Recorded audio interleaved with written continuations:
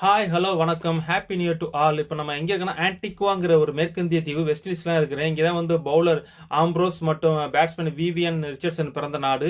இங்கே வந்து பெர்ஃப்யூம் கொஞ்சம் கம்மின்னு கேள்விப்பட்டேன், ஃப்ரெண்ட்ஸ்லாம் சொன்னாங்க. அதனால் ஒரு பெர்ஃப்யூம் ஷாப்புக்கு போயிட்டு வாங்க போன இடத்துல $15 வந்து ஒரு சில பெர்ஃப்யூம்லாம் இருந்துச்சு. இந்த பெர்ஃப்யூம் பார்த்தேன் 1 மில்லியன் ஒரு பெர்ஃப்யூம். இது பிராண்டடு யூஎஸ்டிக்கு வந்து ஒரு $100 வரும். நம்ம ஊர் காசுக்கு வந்து 8500 மேலே.